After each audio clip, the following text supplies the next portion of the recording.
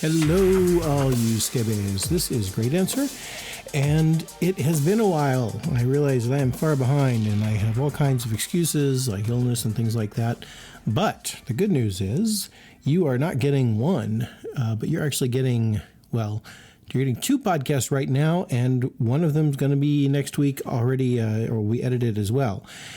This is the long-awaited Information Security for Kinksters series. It's going to be a two-parter. I have spent the last 3 hours of my life editing half of the interview down to the 45 minutes that you're about to hear.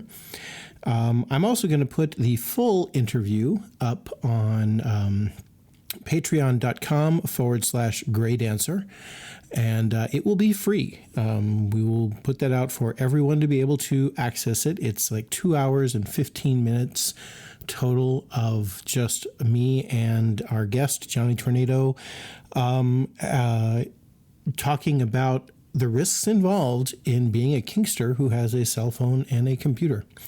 And some of the risks you may say are really far-fetched, and some of them we've had personal experience with why they are risks, and it's a lot of information. This is the edited version. This is the one that I cut out a lot of the technical stuff that we went into. Not that I understood it necessarily. It's just that Johnny Tornado is a very well-qualified expert, as well as a great kinkster, and he can just really explain things really, really well, which is why we're including the full podcast at Patreon. But for those of you who are listening to this podcast because you subscribed on iTunes or something like that, here's the edited version, and it contains the actionable items, the things that I think either are important that you know or things that you should or could choose to do with your own security. And hey, if you choose not to do this stuff, that's fine too. You can send me questions. greatanswer@protonmail.com is the email address. You can also follow along on Twitter. I oftentimes will be retweeting stuff that he tweets or that Rigger J tweets or Ruffin Amrato, people that have been talking a lot. Panina is also a great resource. I'm hoping to have them on the podcast as well.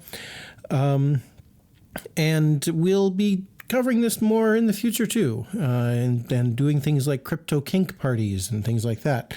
So I hope you enjoy it. I also hope that you will, while you're if you go get the big one, the 2 hour and 15 minute podcast, I hope that you will take a moment on that site and thank the patrons who have made this podcast possible with their generous donations on patreon.com/greatanswer. And maybe consider being a patron yourself. You know, it would be very helpful to keep this going. Not like I get paid by the hour normally.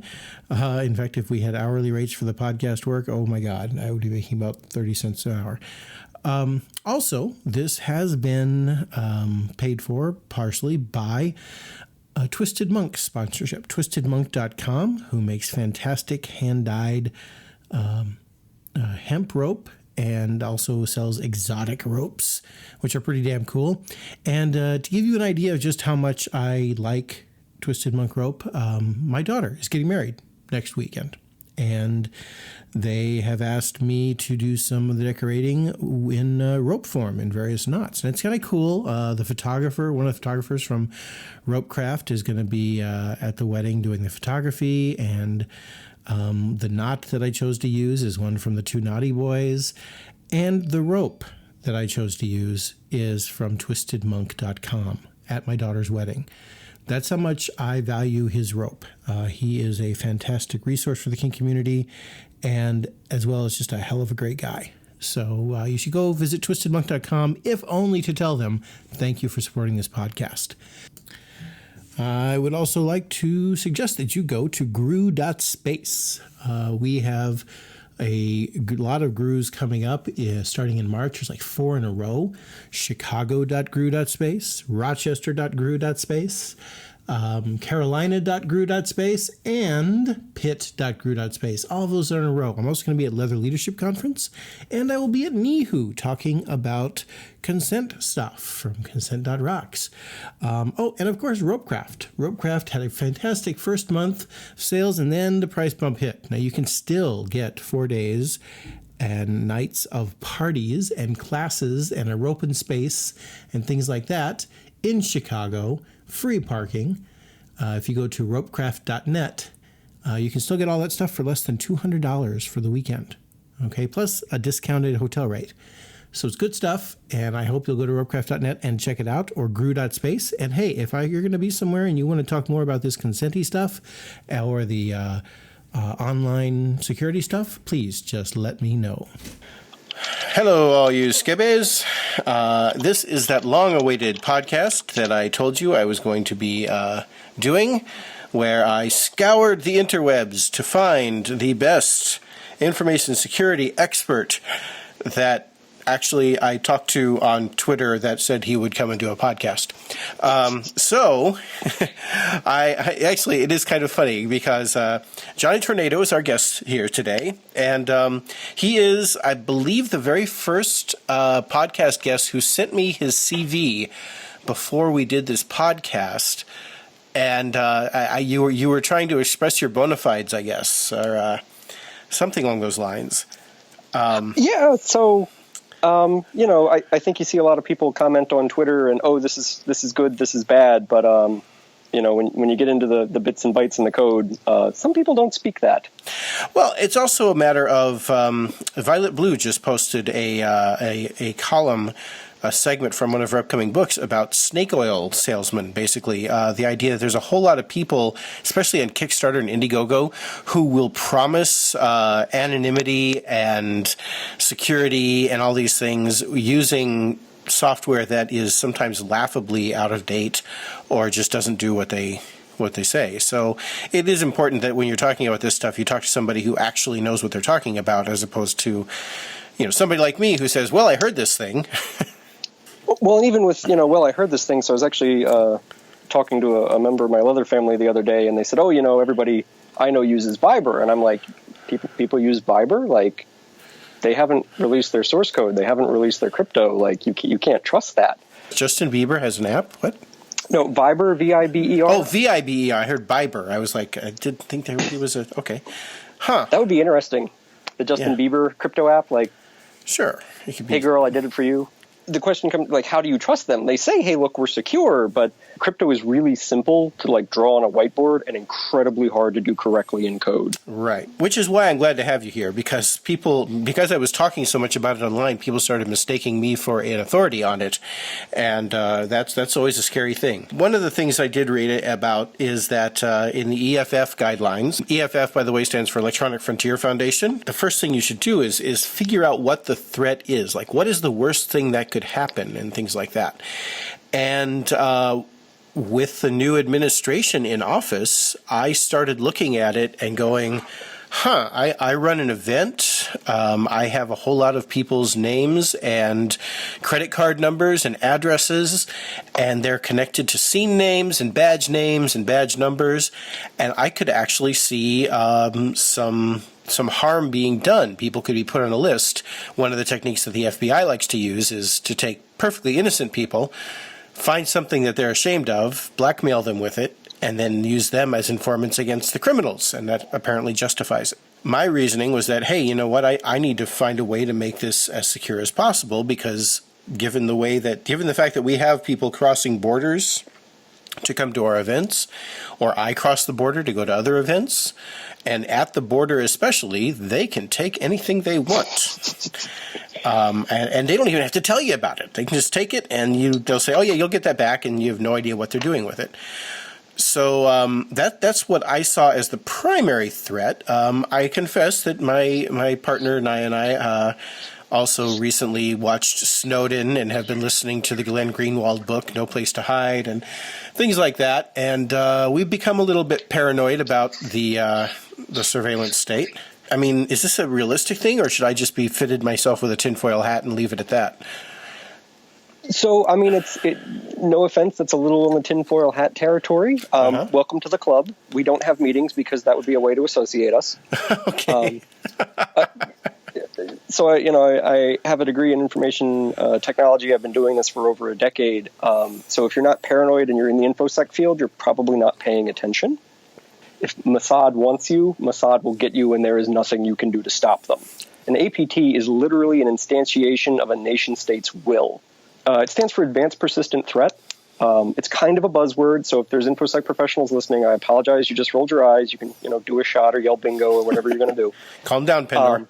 But an APT in InfoSec terms, a really advanced adversary, these are organizations that could literally have tens of millions of dollars and dozens of developers working for them for a particular problem. Right. I think one of the things that came out of, you mentioned Snowden, out of the Snowden docs is, the NSA budget at the top level is tens of billions of dollars. You can do a lot with that much money. If you say, well, it'll take $1 million to break my security, well, that's not a lot of money. Yeah, not for them, exactly. So the other reason that I see this as a threat, and to me, it's almost been a direct line. I think it was the end of the year, maybe the very beginning of January, our friend Tifrith, who has presented many times at Ropecraft, at ShibariCon, at many other events around the country, come to many GRUs, she was suddenly denied access to the U.S. at the border because of legal work that she had done in the escort business. And they just said that we don't want your kind here. And she was actually banned from the U.S. for 10 years. And that happened, and I kind of went, well, that may be just bad luck. I mean, I've seen people have bad luck before. But then the back pages got shut down in Seattle, which was a place where sex workers of various kinds, again, legally, would do advertising for services, and they got shut down.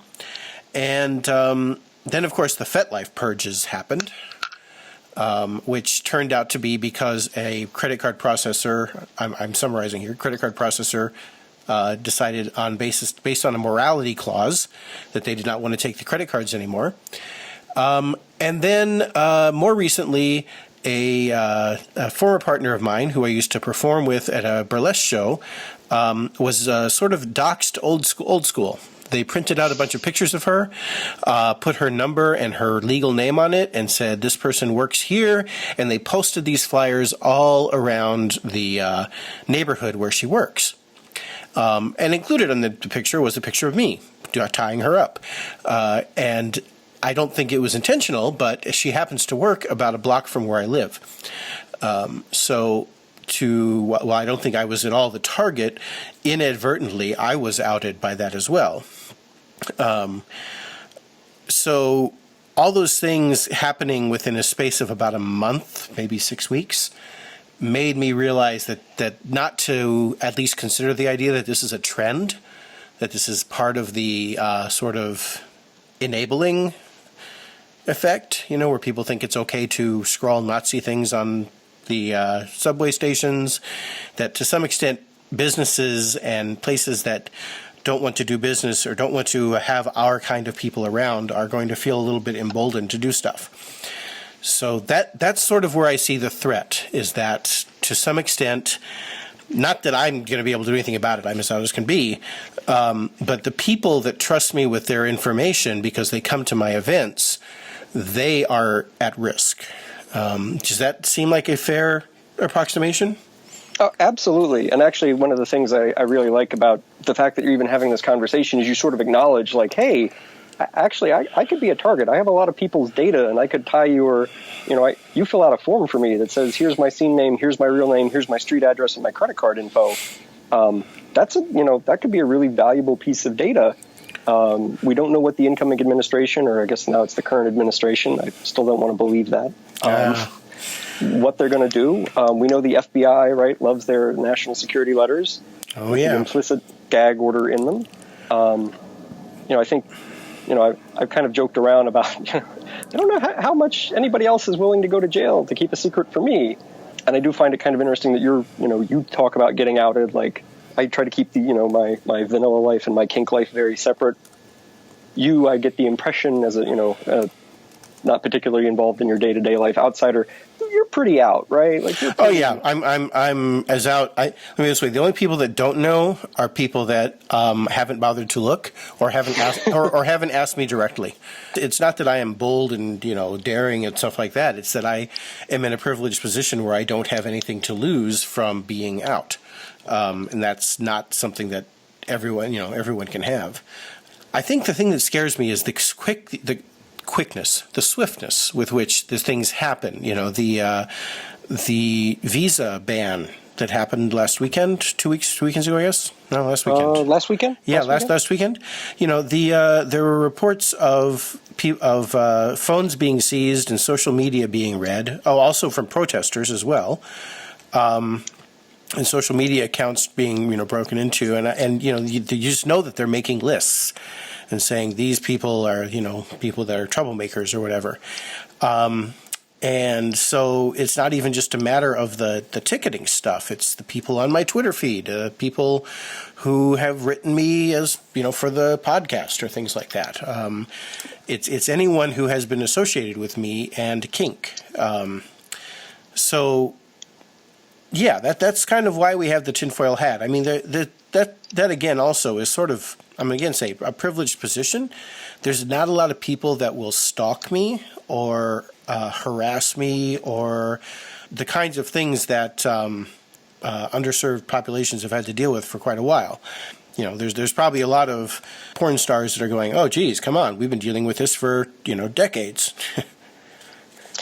Yeah, it's interesting. So I was actually at Ramble Grew 2 this past fall, and somebody had a class, and one of the things that they sort of mentioned in passing was they were really afraid because they do a lot of social justice work online. And they were terrified of getting doxxed. And I think that's a real and legitimate fear for anybody because, the internet tough guys don't always know where to stop with that. And where to stop. They shouldn't start, right? But the fact is when your name and address get published online and people have been making death threats at you on Twitter, you should be terrified. That's a completely reasonable time to be afraid. Let's, again, where you were slipping into jargon, the word doxxed, I don't even know actually where that came from, but... can you define that?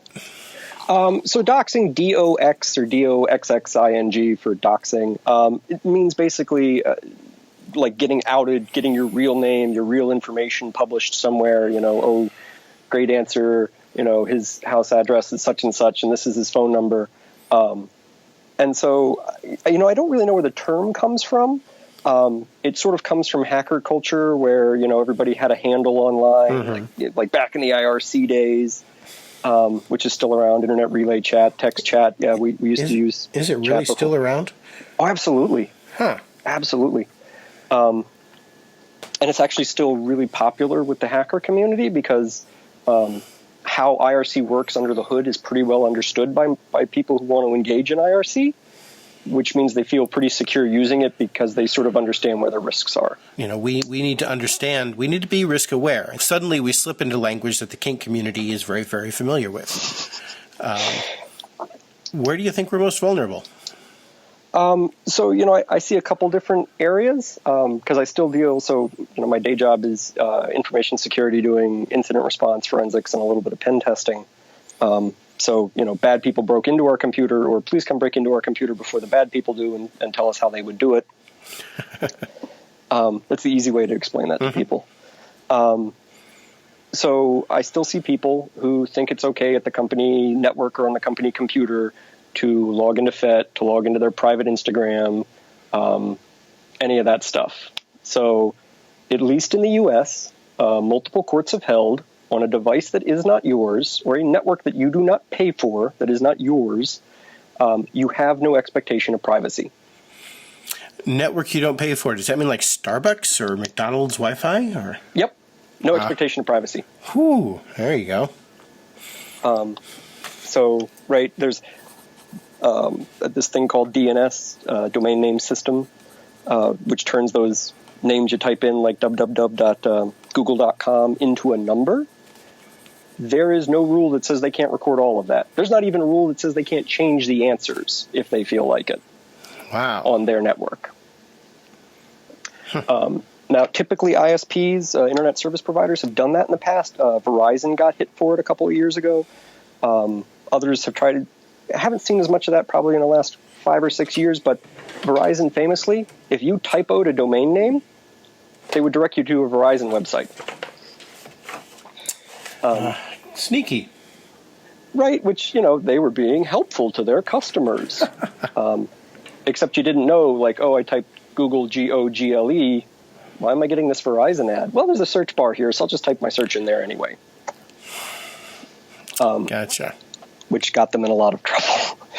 But to the best of my knowledge, there's still no law against doing that. And yeah, the FBI has done some pretty nasty trickery to people.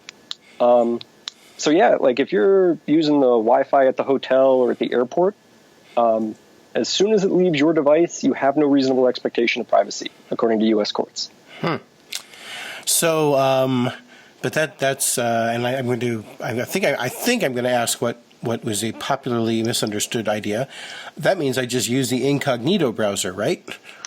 Oh, I love people who use incognito because, yeah, people, right, think that incognito or privacy mode means like, oh, you can't see what I'm doing. That's completely not true. It's still the same insecure, unsafe protocols, right? All your stuff is still going. If it's not HTTPS, you don't have that little lock in the browser. It's all plain text. And they've gotten a lot better. Years ago, I saw a really great presentation by somebody from Google about private browsing. And he did some research because he was really interested in how that worked.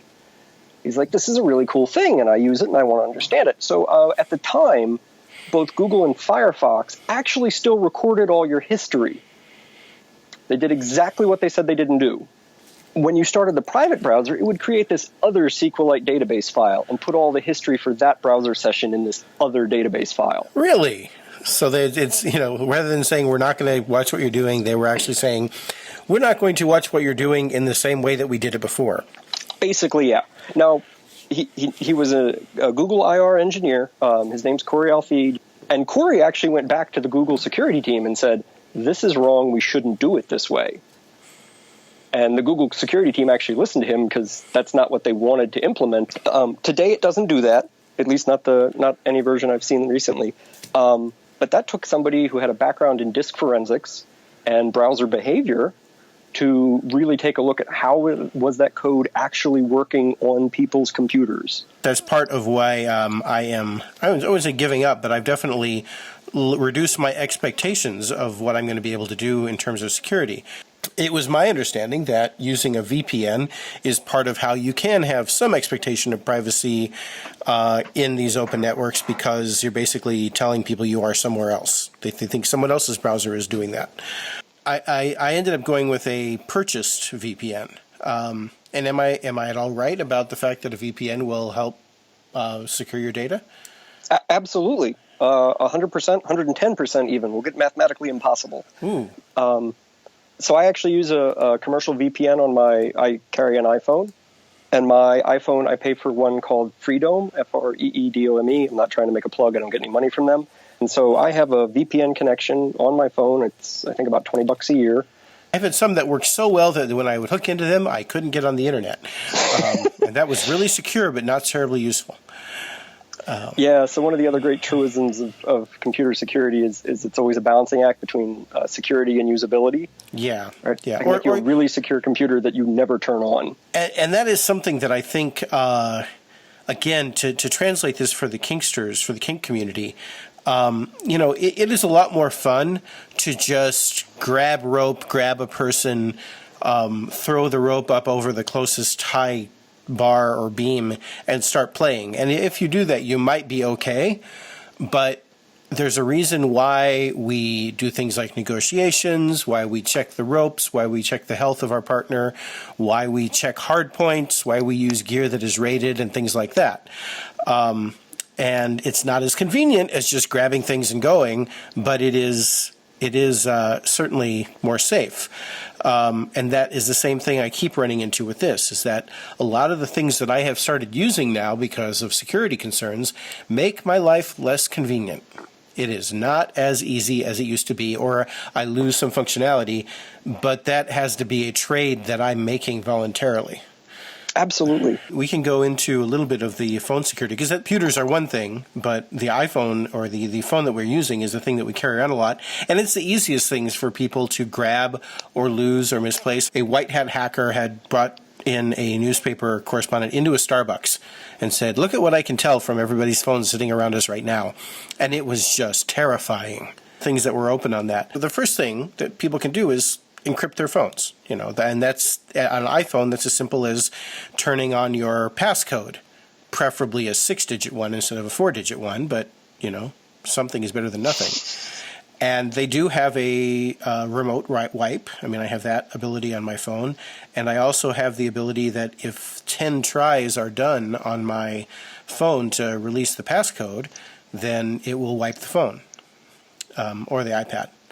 So, I mean, we do have that on the iPhone. And those, I take it, you think are good ideas? So for you, right, you've sort of stepped up into a higher level of I'm willing to deal with a little more inconvenience, right? Because, the downside is if you let a kid play with your phone, and it locks while they're playing with it, they'll hit 10 tries real fast. Yes, that's a good point. And that 11th try, boom. There was actually a great story not too long ago about somebody who was using their fingerprint as their authentication. And the kid realized, the fingerprint is how mom buys the apps on the store. Cool, mom's asleep. I want to buy an app. I'll just take this over to her bed and slide her finger over it. And I think it was like a 10 or 12-year-old managed to rack up about $400 in charges before mom woke up. Wow. I kind of sort of sit here and be like, you go, kid. That is a good job. You found a vulnerability in the system. Yeah. I don't think you want to deal with the result of that. Well, from a legal standpoint, that's one of the very big things to remember, especially when people are traveling with their phones, is that the police they have the right to basically commandeer your finger to unlock your phone. What they don't have the right to do is demand that you give them the passcode, the number. So it's always a good idea. I mean, when I'm traveling, I always just disable the fingerprint unlock. When I'm at home and things like that, I'll leave it on. But when I'm traveling, I turn it off because I don't want them being able to get in there. They're going to have to spend that $1 million, damn it. So you say the police can commandeer your fingerprint, and that's true. Even more terrifying, if you're, say, at a Starbucks and you have a coffee and then you throw the cup out, your fingerprints are all over that cup, and you have just relinquished your legal right to do anything about it. So literally, as soon as you throw it in the garbage, they can walk over, pick it up, and take your fingerprints off of it. Well, I know the iPhone actually doesn't use fingerprint per se. It's something to do with capacitive resistance on the finger. But yeah, I'm sure it is still possible to get in if you have that. At both the most recent Chaos Communications Congress, which is a European hacker conference, and a couple of years ago, a couple of researchers, different groups, got really interested in fingerprint security. And years ago, they actually proved that with a high enough definition photo of your fingerprint, yes, yeah, they can just print your finger again.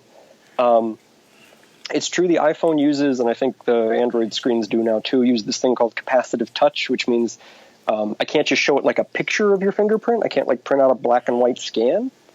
But what it does mean is if I like print it on latex rubber and then lick it, that'll probably trigger capacitive. Well, that's touch. a big enough barrier to entry. They can just, that'll keep them away. I mean, come on. Who wants to lick latex? Yeah, right. Like that's so hard to get. It's not like I can order it on Amazon and have it in 2 days. Thanks, Amazon Prime. 1-day delivery for $6. Wow. So okay. I actually use a complex passcode on mine, and I don't. And by that you mean alphanumeric or just numeric? Alphanumeric. I do tend to use what I call the Johnny mnemonic system for passwords or passphrases.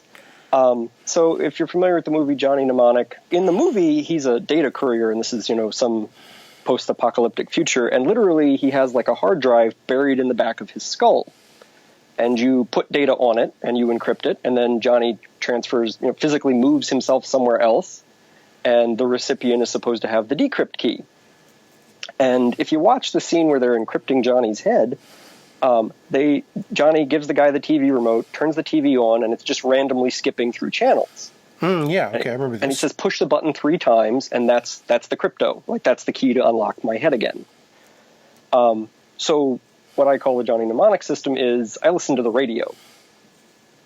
And I pick a song, and I pick a lyric, and that becomes my passphrase for whatever I need a passphrase for. I do use passphrases, not passwords, right? So, God, secret, sex, French fry. If you watch Hackers, used to be the big passwords in the world, right? Everybody jokes now it's password 1 or password 1234.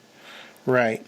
which is sadly every time a big password dump comes out, usually one of the top 10 passwords. Wow. That's really sad. It's sad, but people don't remember sort of random strings really well. What are some good ways that people can improve their passwords? I would tell most people, maybe not you, because you're sort of putting warrants in your threat list. I think most people would be really well served to use a password manager if they don't use one now. Oh, so wait a minute. So I shouldn't use a password manager? Well, you probably should, but maybe the password you use to encrypt the Ropecraft attendees database doesn't go in the password manager, or goes in its own password manager. Just an idea, right? I use one every day for, like when I want to log into my banking website or my email or whatever. I use one called KeyPass. At work, we use one called OnePass. I know a lot of people use LastPass. But yeah, certainly use a strong passphrase on your phone. If you want to use 6 digits, that's still better. Don't jailbreak your iPhone if you can at all avoid it on the iPhone, because actually jailbreaking your iPhone breaks the security barrier of the operating system itself. Yeah.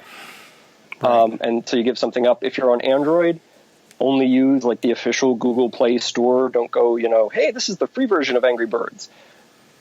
It's free, and it also has some extra code. I guarantee it. Here's the thing: is that we probably lost a few podcast listeners in that conversation. Sorry. No, that's okay, because this is part of the problem with trying to work this stuff out, is that for a lot of people they just hear these words and we're like, we are literally like the Charlie Brown teacher, blah blah blah blah blah blah blah blah blah. And in those kinds of situations, what kind of stuff do people need to worry about with their Macs? I mean, if they just have a password on it, or is there going to be malware targeting it, or? Oh, there absolutely is malware targeting it.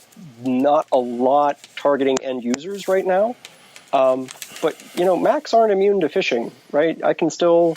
Let's define what phishing is here. So phishing is it's spelled phishing. If you have a job today, you might that has a computer and a desk as a part of it, you might get phishing education from your employer. But basically, I send you an email and I say, "Oh, I'm your IT admin, and we're doing a password audit, Gray. So I would really like you to respond to this email with your password. Don't worry, I'm the only one who's going to see it. And we'll check you off on the audit. If you don't send it to me, I'm going to have to send you 3 more emails, and then I'm going to call you, and then I'm going to come to your desk. So it's really easy for this password audit. Just respond to this email. Just type your password. That's all I need, and have a good day. So it's an email that's pretending to be something it's not to get some piece of data out of you that I want as the bad guy. Right. The thing about it is that again, to put this in light of the people who are in our community, is this is the equivalent of the online Dom, who's going to say, well, I have a dungeon and I have this and I have that and the other thing. And they're trying to get your trust and information. That is an excellent parallel, by the way. Thank you. By portraying them as something they aren't. And that's something that, we're used to the bullshit detector. But at the same time, that's not always going to be. We're not always going to expect them where they go. I don't know. Have you seen the show Sneaky Pete on Amazon? I have not. He plays a grifter, and he does the whole social hacking. He strikes up a conversation with somebody, and he can get the information he needs to get into their lives. And that's, social engineering is what sort of that term, you call it social hacking. Social engineering is, if you go to the hacker community, what you'll hear it called. Mm-hmm. There are actually toolkits. There's a toolkit called SET, S-E-T, Social Engineers Toolkit, that tries to help you have a framework for doing social engineering. What I believe is still the largest hacker conference in the world is called DEF CON, D-E-F-C-O-N. Mm-hmm. Comes from the DoD, stands for Defense Condition. DEF CON's in Vegas every year, and they actually have a social engineering village, so like a separate little part of the conference. So just like a kink conference, right? Bunch of people who are passionate about a subject get together in a hotel. And so literally there's like a village. So imagine a ballroom by itself that instead of, teaching intro to TK or suspension is teaching, hey, we're going to all talk about social engineering. And then they actually have a competition every year. And they do it live in front of the room. You pick up the phone, you call your target organization, and you have some number of what they call flags, basically pieces of data you're supposed to get on that phone call. Oh, my. And they do it live in front of the room. They broadcast it on TV, or they broadcast it. They don't broadcast the flags. They don't give away the sensitive data. I was going to say. Yeah, the judges are sitting there listening on the phone call too to confirm that the hacker got the flag, but they're not like, oh yeah, the secret password for the hotel Wi-Fi is 56789110. Huh. So, and I will tell you, in every year they have had the social engineering village, every year they have had that competition, somebody gets all flags every year. Somebody succeeds completely with an organization with a phone call every year. Wow. And the problem is, right, humans, we're social animals. We want to trust each other. Right. In terms of figuring out how things are made safe, right, what I'd like to do is I'd like to just sort of roughly outline what it is we did to try and make the membership logs of the events that we're at more secure. Sort of, some of them are broad stroke things, and some of the things I won't actually say exactly the details, like I'm not going to give you any passwords or anything like that. Here's my thought. The way that Snowden got the information out of that multi-billion-dollar industry, rather than try and run it past networks and firewalls and things like that, he literally physically just moved the data. And to some extent, I feel like we have that is one of the ways to secure your data is to just physically not have it, So, for example, we use a system that for our spreadsheets, for the collaborative stuff that we have to do, and basically any spreadsheet, let's use Gear's definition of privacy. Anything that would reduce somebody's capacity to misrepresent themselves, those documents are owned by one person and shared only to the very few people that actually need them. And the person who owns the documents is not someone who would likely be targeted by law enforcement or anything like that. And the idea is that in the event of people being, arrested or things like that, that the person who does own them would have time to delete those files. And the minute they delete them, then the people who are sharing them no longer have any access to them. So basically, I am taking it out of my hands and putting them in someone else's hands who is not at such risk. The other thing we did was we stopped using Google Docs. I think I was less concerned about security on that and more, and I have to give a hat tip to Ruffin Amarato, who has been telling me this for years, and I haven't really listened to it as much. But he pointed out that we are basically taking people's information and handing it to Google without necessarily getting people's consent. And I am almost certain that everybody is doing that already, but I sort of don't want it to be me. So we stopped using Google. We use a service that does not, at least from their statements, data mine. And that is our part of things. We can't do anything about our credit card processor except use one that we believe is pretty ethical. So there's still that there. But again, that could be plausible deniability. What? I have a ticket to that thing? I thought that was something else. I thought it was a concert. That's what that place is for, right? It's for concerts. My first question to you is that any good? And my second question to you is, should I delete the last 2 minutes of what I've been saying so nobody actually knows what I did? So in terms of deleting what you've just been saying, I don't have a good answer for that. I don't know if I've mentioned before. So my interest, right, I do information security for a living. I have a severe interest in the legal aspect of that. I'm actually a law school dropout. Mm-hmm. Hint, that means I'm not a lawyer, so please don't ever take anything I say as anything significantly legal. Yeah. Always be like, hey, that's really cool that Joe said that thing. Hey, Joe, do you have like a case that you can cite, or can you point me to the article? Because you're not a lawyer. Nor did I stay at a Holiday Inn Express last night. So what I will tell you, in terms of deleting the data, they might technically get into a very interesting legal area if they knew that the cops were on the way. If they hadn't been served with a warrant, they're probably okay. If they've been served with a warrant and they destroy data, they will be charged with a crime. Right. Yeah. No. Obviously, if they are served with a warrant, that's the thing. The idea is that I would be served with a warrant first, and by the time people got through, I mean, everything is password protected anyway. So by the time they did get to that stuff, the various social networks would have let the people who actually own the document know that something is going on, and they would get rid of it.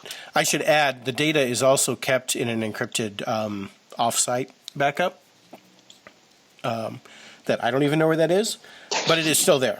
So it does exist, and that means that if we do, basically the idea is we're not going to hesitate to delete.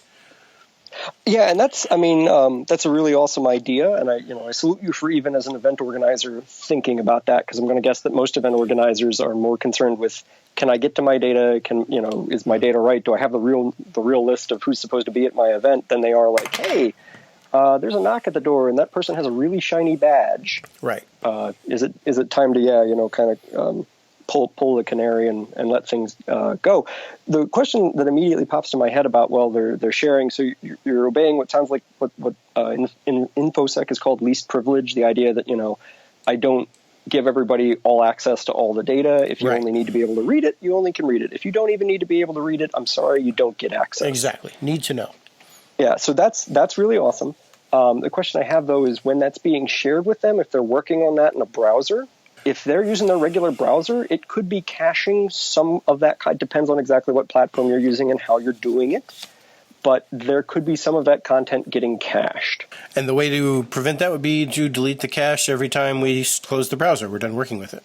So the fun thing about that is, in terms of disk forensics, that if those bits got written to somewhere on the physical hard drive, just deleting them doesn't really get rid of anything. That doesn't even slow me down. How you delete them becomes important. This is why, the DoD insists on multi-pass writes.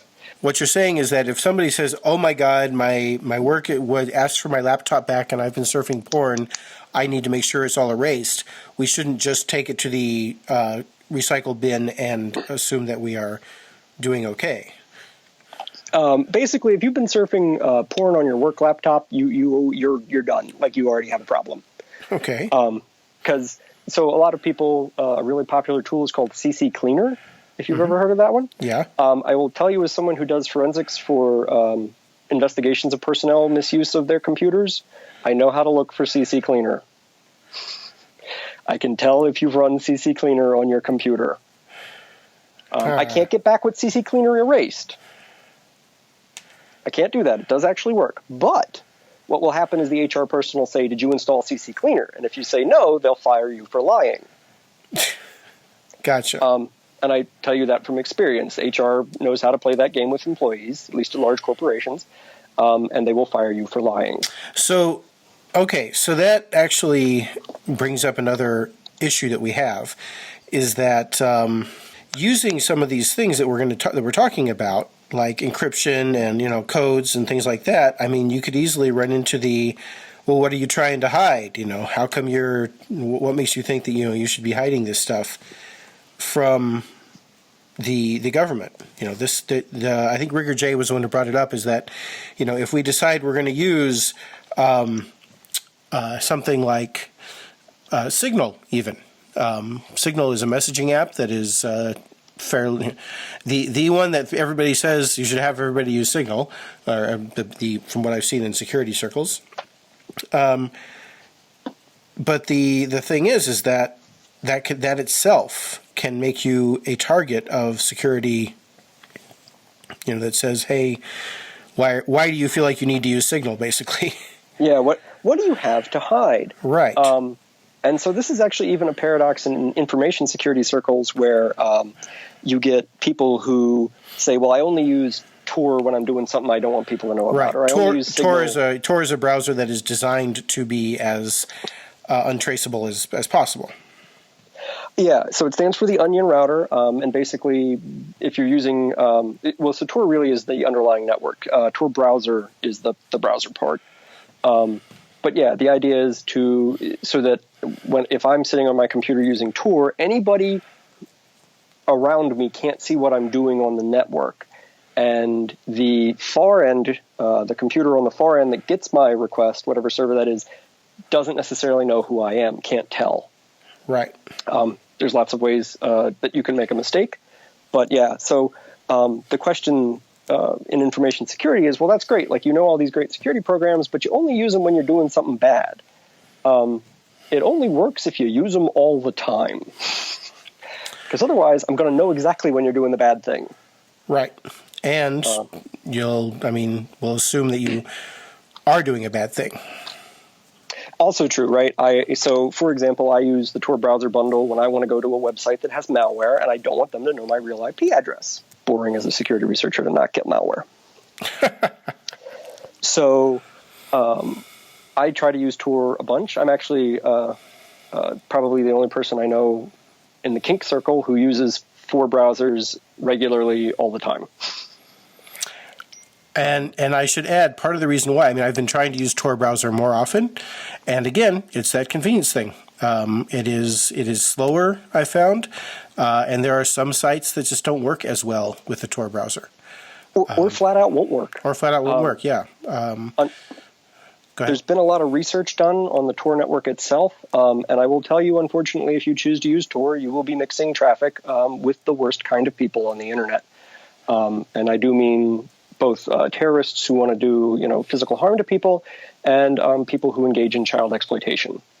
So, unfortunately, and I think this was one of my criticisms of some of the outcry over FetLife. A lot of people are like, oh, couldn't he just use some other way to get money? And I'm like, yeah, that's what money laundering is. That's exactly what it is. Do you want to look like money laundering? Because that's how you avoid this. One of the issues with an idea that was also brought up on Twitter about ways to try and protect your identity from being outed as a kinkster would unfortunately make you look like a terrorist instead. Absolutely. So, and I'm unfortunately given to sort of a little bit of infosec fatalism. So if you as a kinkster really absolutely cannot afford to ever be outed, then I will never meet you because you will never go to an event. You will never post on FetLife. You will never follow anybody else on Twitter. You will only engage in kink in your own bedroom with the door locked, the shades drawn, and you will never tell anyone. You'll make your partner sign an NDA before they ever find out that you're kinky. So, so one of the things we haven't talked about yet, and I kind of had it in the back of my head, right? We all carry cell phones on us. These are the greatest ways to spy on us that exist in the world. So academics do a lot of research on like, hey, what kind of data can I get out of a cell phone? So a couple of years ago, a couple of comp sci PhDs, or I think they're actually master students, discovered, so your phone, right, can track your steps, right? Like, oh, great, I did 10,000 steps today. I'm winning my Fitbit challenge. As it turns out, the accelerometers in your phone that detect steps are so sensitive that, Gray, if I got onto your phone and recorded your pace using the accelerometer itself, not some app, used the raw data off the sensor, and then you gave it to Naya, and Naya walked around, I could actually tell that it was Naya and not you. Forget facial recognition when you have gait identification, the gait being the way somebody walks. Now, right, if I were just on the phone, I wouldn't necessarily know that it was Naya, but I would be able to go, well, with an 80% confidence, this isn't Gray. Why? Well, because this person has a shorter stride and walks faster or slower or in some way different than Gray does. Wow. So that's the kind of stuff that can come off your phone. Your phone is transmitting all the time if it's turned on. So there's one of the things, again, as kind of a legal wonk, that the police like to use called an IMSI catcher, IMSI, International Mobile Subscriber Identifier. So think about it as like a cell phone serial number. Has nothing to do with what your phone number is. But it's the thing that your phone transmits to the tower to say, hey, here's my serial number. I'd like to make a phone call. Is my service turned on? Can I use you? Aha. In some jurisdictions, the cops must have a warrant to turn on an IMSI catcher. So they have to go to a judge and say, we want to get an IMSI catcher, we want to turn it on in this area, and we want to use it to catch a bad guy. That is not uniform law across the United States. There are plenty of cases where the police can turn an IMSI catcher on because they feel like it. And they can record the cell phones they see geographically in that area because they want to. So let's hypothetically say that the police have gotten wind of an event where they are going to be doing evil things like sex, or let's make it a little more realistic. Let's say they're going to do something. There's a high possibility that they might do something like public urination. And they could conceivably turn on the IMSI catcher and get those phone serial numbers of all the people that were in that vicinity, including, if I'm right, the idea that, assuming that they all showed up, suddenly watching the traffic on that phone tower increase because people are all panicking and calling their lawyers and things.